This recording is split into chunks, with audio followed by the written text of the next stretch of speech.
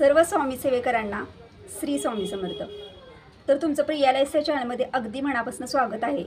तर मी आज तुम्हाला ह्या व्हिडिओमध्ये मोरपिसाविषयी माहिती देणार आहे।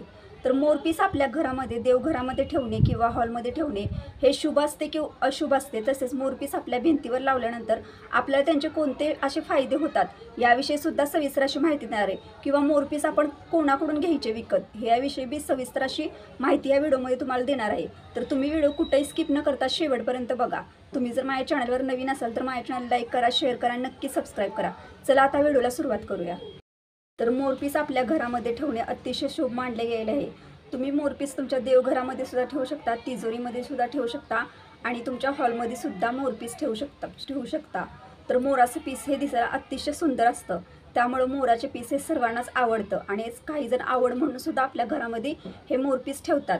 तर मोरपीस आपण कोणाकडून घ्यावे, तर एखादे जे मोरपीस विकणारे लोक सुद्धा असतात बघा, जे मोराचं पीस वगैरे विकायला सुद्धा असतात। म्हणजे जे असे पेटलाईनला वगैरे आपण जरी कुठं बाहेर गेलो तर तिथं मोराचे पीस वगैरे विकत बसणारे सुद्धा लोक आपल्याला दिसतात। पण मोराचं पीस हे विश्वासातील लोकांकडूनच आपण घ्यायचं, कारण काही वेळेला काही लोक जे असतात ना ते मोराची हत्या करून सुद्धा त्यांचं पीस आणून असे विकले जातात। पण तशा लोकांकडून आपल्याला अजिबात मोराचं पीस घ्यायचंच नाही। तर मोराचे पीस आपल्याला मोराचे पीस जे गळून वगैरे पडतात ना बघा, तेच मोराचं पीस आपल्याला आपल्या घरामध्ये लावायचं आहे। तर तुम्ही ते एखाद्या विश्वासातील असतात बघा, शेतकऱ्यांची लोक असतात ना, शेतकरी, त्यांना तुम्ही जरी सांगून ठेवलं की आम्हाला अशा कामासाठी मोराची पिसं हवे, तर ती शेतकरी लोक ना कधीसुद्धा मोरांची हत्या करत नाही। ती मोराची पीस जे गळलेलं असतं ना, त्यांच्या शेतामध्ये वगैरे मोर असतात किंवा कुठं जरी त्यांना अचानक असा मोर दिसतो, जास्त करून शेतकरी लोकांनाच मोर दिसतात का, असे गळलेले जे पीस असतात ना मोराचे, ते शेतकरी लोक त्यांच्याजवळ ठेवून घेतात आणि आपण त्यांना आधीच सांगून ठेवायचं की आम्हाला अशा कारणासाठी मोराचे पीस लागणार आहे आणि तुम्ही त्यांच्याकडून सुद्धा मोराचे पीस विकत घेऊ शकता। पण कधीसुद्धा मोराची हत्या केलेल्या लोकांकडून आपल्याला मोराचं पीस घ्यायचं नाही आणि आपल्या घरामध्ये लावायचंच नाही, कारण आपण प्राण्यांची हत्या करून आपल्याला आपल्या घर सजवायचं नाही किंवा असं घ्यायचंच नाही आपण कोणाकडनं। हत्या करणाऱ्या लोकांकडनं अजिबात असल्या वस्तू विकत घ्यायच्या नाही। तर जे मोराची पिसं जी गळून पडतात ना बाहेर बघा, म्हणजे शेतामध्ये किंवा कुठल्याही साईडला अचानक आपल्याला मोर दिसतो। आता शेतामध्ये मोर काय आपल्याला दिसत नाही प्रत्येक वेळेला, कधीतरी क्वचित असा एखादा मोर आपल्याला शेतामध्ये दिसतो। त्यामुळे शेतकरी लोकांकडनं आपण मोराचं पीस घ्यायचं आहे। म्हणजे जास्त करून काय, तर जे मोराचं पीस गळून अचानक जे पडतं तेच मोराचं पीस आपल्याला आपल्या शास्त्रानुसार मोराचं पीस हे आपल्या घरामध्ये ठेवणे अत्यंत शुभ मानले गेलेले आहे। तर आपण मोरपीस हे जास्त करून देवघरामध्ये सुद्धा ठेवतो बघा। प्रत्येकाच्या देवघरामध्ये आपल्याला मोरपीस दिसतंच। एखाद्या वेळी रूममध्ये, हॉलमध्ये जरी आपल्याला मोरपीस दिसलं नाही तरी सुद्धा आपण एखाद्याच्या जर घरी गेलो तर आपल्याला प्रथम देवघरामध्ये मोरपीस हे दिसतंच। आणि तुम्हाला माहिती आहे का, श्रीकृष्णाजवळ मोरपीस हे असतंच, कायम असतं बघा। कधीसुद्धा म्हणजे श्रीकृष्णाचं आवडतंच मोरपीस आहे। तुम्ही कुणाच्या सुद्धा घरी जावा, आपल्याला देवघरामध्ये न चुकता मोरपीस बघायलाच मिळतं। काहींचा देवारा तर पूर्ण मोरपिसानं सजवलेला असतो। आता मी आमच्या घरात सुद्धा एकच मोराचं पीस ठेवलेलं आहे बघा। तर तुम्ही तुमच्याकडे जर भरपूर प्रमाणात तुम्हाला जर असे मोरपीस मिळत असतील तर तुम्ही असे मोरपीस आणा आणि तुमचा देवारा सुद्धा असा सुंदरपैकी सजवून घ्या मोरपिसानं। फक्त मोरपीस हे आपल्याला गळून पडलेलेच घ्यायचे आहेत। तर मोरपिसाचे मी तुम्हाला फायदे सांगते की मोरपीस आपल्या घरामध्ये असल्यावर आपल्याला कोणत्या प्रकारचे फायदे होतात। तर हे फायदे प्रत्येकाला वेगवेगळ्या प्रकारचे होतात। तर आपल्या घरामध्ये जर लहान मुलं ही खूप चिडचिड करत असतील, काही ऐकत नसतील किंवा खूपच असं चिडचिड प्रकारचा त्यांचा स्वभाव असतो बघा लहान मुलांचा, तर ह्या लहान मुलांसाठी आपल्याला काय करायचं आहे, किंवा ती रात्रीची एकदम दचकून उठतात किंवा रडतात, मध्येच उठतात आणि रडायला लागतात रात्रीची, तर आपण काय करायचं, जे प्रकारे मुलं जर दंगा करत असतील किंवा त्रास देत असतील किंवा चिडचिडपणा करत असतील किंवा झोपेतून जागे होत असेल तर आपल्याला चांदीचं ताईत घ्यायचं आणि त्या चांदीच्या ताईतामध्ये सोमवारी आपल्याला छोटंसं मोरपीस बांधायचं आणि त्या लहान मुलांच्या गळ्यामध्ये सोमवारी बांधून द्यायचं ते। यामुळे मुले शांत होतात आणि चिडचिडपणा कमी होतो। तसेच आपल्या घरामध्ये जर वास्तुदोष असेल तर आपल्या प्रवेशद्वाराच्या मुख्य दरवाजापाशी म्हणजे बाहेरून आणि आतून आपल्याला 2 मोराची पिसं लावायची आहेत। त्यामुळे आपला वास्तुदोष कमी होत जातो। तर त्याचप्रमाणे आपल्या घरामध्ये जी काही लहान मुलं असतात त्यांना अभ्यासामध्ये सुद्धा आवड निर्माण व्हावी। काही वेळेला लहान मुलं बघा अभ्यासच करायला मागत नाहीत, प्रत्येक वेळेला काही तर कारणं सांगतात आणि अभ्यास करतच नाहीत बघा। घरामध्ये असतात काही लहान मुलं अशी, तर त्या लहान मुलं ज्या ठिकाणी अभ्यास करायला बसतात त्या ठिकाणच्या भिंतीवर आपल्याला एक मोरपीस लावायचा आहे। त्यामुळे लहान मुलं ही अभ्यास करतात। तर त्याचप्रमाणे अजून खूप असे मोरपिसाचे फायदे आहेत. तर आपल्या घरामध्ये म्हणजे आपल्याला समजा थोडक्यात काय तर आपल्याला काही जणांच्या पत्रिके म्हणजे कुंडलीमध्ये एखाद्या व्यक्तीच्या जर काहींच्या कुंडलीमध्ये म्हणजे एखाद्या व्यक्तीच्या जर कुंडलीमध्ये कालसर्पयोग असेल तर त्या व्यक्तीनं काय करायचा म्हणजे ह्यामुळे सुद्धा कालसर्पयोग कमी होतो.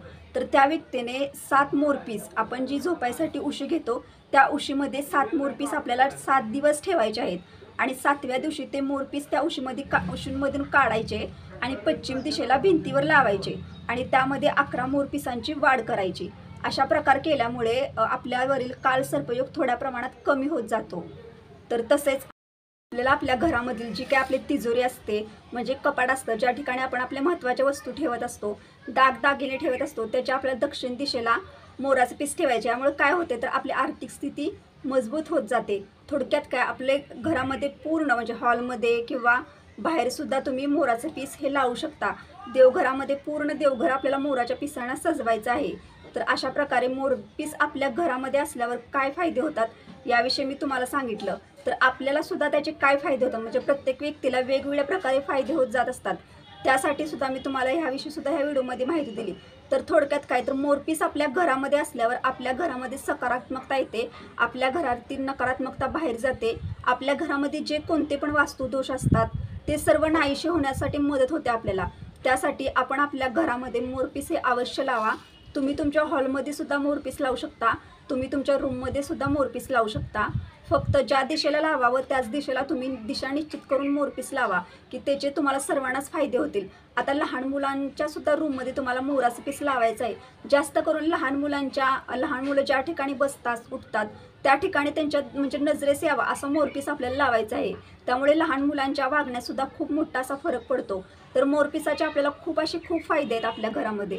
आणि मोरपीस एक असं पीस आहे की जे इतकं छान म्हणजे कोणाला जरी बघितलं तरी आवडतं. म्हणजे काही जण आवड म्हणून सुद्धा आपल्या घरामध्ये मोराचं पीस ठेवतात.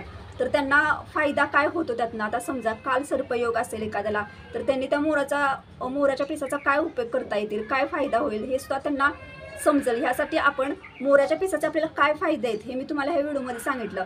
प्रत्येक कोणाच्या जर कुंडलीमध्ये राहू दोष जर असेल तर तुम्ही तो कमी करण्यासाठी सुद्धा तुम्ही तुमच्या घरामध्ये उत्तर, पश्चिम आणि पूर्व दिशेला मोराचं पीस भिंतीवर लावू शकता. तर अशा प्रकारे मी तुम्हाला मोराच्या पिसाचे ह्यामध्ये फायदे सांगितलेले आहेत. म्हणजे मोराचं पीस आपल्या घरामध्ये असल्यावर आपल्याला छानपैकी म्हणजे सुंदर वाटतं असं बघा. म्हणजे ते बघितलं जरी मोराचं पीस तरी आपलं त्याच्याकडे लक्ष जातं आणि प्रत्येक व्यक्ती अशी असते की तिला मोराचं पीस हे आवडतंच. अशा प्रकारे आपल्याला मोराच्या पिसाचे खूप असे फायदे आहेत. तर प्रत्येकानं मोराचं पीस आपल्या घरामध्ये नक्कीच लावा की त्यातून आपल्याला फायदा होईल. आणि फायदा होईल म्हणून नाही तर आपल्याला एक आवड असते बघा. मोराचं पीस प्रत्येकालाच आवडतं, जरी बघितलं तरी सुद्धा आपण मोराचं पीस लगेच घरी आणतो. तर अशा प्रकारे मोराचं पीस आपल्या घरामध्ये नक्की लावा. जास्त करून देवघरामध्ये मोराचं पीस नक्कीच ठेवा. तर अशा प्रकारे मी तुम्हाला मोरपीस आपल्या घरामध्ये असल्यावर त्याचे काय फायदे होतात आणि प्रत्येक व्यक्तीला वेगवेगळ्या प्रकारे मोरपिसाचे फायदे होत जातात. तर आपण आवड म्हणून सुद्धा मोरपीस घरामध्ये ठेवू शकतो आणि आवड म्हणून सुद्धा आपण भिंतीवर मोरपीस लावू शकतो. फक्त एवढंच लक्षात ठेवा की मोरपीस हे आपल्याला मोराचे गळून जे मोरपीस पडतात ना तेच मोरपीस आपल्याला आपल्या घरामध्ये भिंतीवरही लावायचं आहे आणि आपल्या देवघरामध्ये सुद्धा ठेवायचं आहे. आणि तुम्हाला असे मोरपीस फक्त आणि फक्त शेतकरी लोकांकडेच मिळेल. तर तुम्ही आपल्या घरामध्ये एकतरी मोराचं पीस नक्कीच लावा. तर अशा प्रकारे मी माहिती दिली. पण मला माहीत आहे की माझ्या ह्या व्हिडिओमध्ये बाहेरचा आवाज जास्त येतोय कारण आता स्कूलला वगैरे सुट्ट्या लागल्यात बघा. त्यामुळे प्रत्येकजण आपल्या आजोळी म्हणजे कोणी मामाच्या गावी वगैरे लहान मुलं आल्यात. त्यामुळे त्या शेजारीना लहान मुलं इतका गोंधळ घालतात ना. त्यामुळे मी खूप प्रयत्न करते की बाहेरचा आवाज येऊ नये, माझा आवाज तुमच्यापर्यंत पोचावा. कारण तुम्हाला मी काय बोलते हे समजलं तरच तुम्ही माझा व्हिडिओ शेवटपर्यंत बघणार आहात. तर तुम्हाला जर ते मी समजलंच नाही की व्हिडिओमध्ये नक्की मी तुम्हाला काय माहिती सांगते किंवा मी तुम्हाला काय कशाविषयी सांगते हे जर तुम्हाला समजलंच नाही तर तुम्ही माझा व्हिडिओ पूर्णपणे कसं बघणार. त्यासाठी मी नक्की प्रयत्न करेन की माझा जास्तीत जास्त आवाज तुमच्यापर्यंत पोचावा आणि तुम्हाला मी दिलेली माहिती समजावी यासाठी. तर आता आम्हाला लवकरच ना माईक घ्यावंच लागणार आहे कारण असा गोंधळ जर माझ्या व्हिडिओमध्ये ऐकू येत असेल तर त्या व्हिडिओ बनवण्यास काहीच अर्थ नाही. कारण लोकांना मी काय बोलते हे समजलं नाही तर माझा व्हिडिओ कोणच बघणार नाही. त्याच्यासाठी आता माझ्या मागचे सुद्धा जे 2-3 व्हिडिओ आहेत ना, त्यामध्ये सुद्धा माझा खूप बाहेरचा असा लहान मुलांचा जास्त करून आवाज येतो. आता घरात तरी लहान मुलं वगैरे कोणी नाहीत आमच्या, कारण शेजारी जास्त करून एक घर म्हणजे घर आहेत ना शेजारी इथं, तर ते लहान मुलं आहेत आणि सगळेजण आलेत, त्यामुळे इतका गोंधळ की त्यांचा सगळ्यांचा आवाज व्हिडिओमध्ये यायला लागला आहे. आता सांगायचं तर किती जणांना सांगायचं ना आपण शांत बसा, त्याच्यामुळे हा प्रॉब्लेम होतोय. तर मी लवकरच आता माईक वगैरे घेईन की जेणेकरून आपल्याला अशा आवाजाचा त्रास होऊ नये ह्यासाठी, आणि मी जे काय बोलते ते तुम्हा सर्वांना समजावं ह्यासाठी. तर आता हा व्हिडिओ जर आवडला असेल तर लाईक करा, शेअर करा, नक्की सबस्क्राईब करा. भेटू आता नेक्स्ट व्हिडिओमध्ये. तोपर्यंत सर्व स्वामी सेवेकरांना श्री स्वामी समर्थ.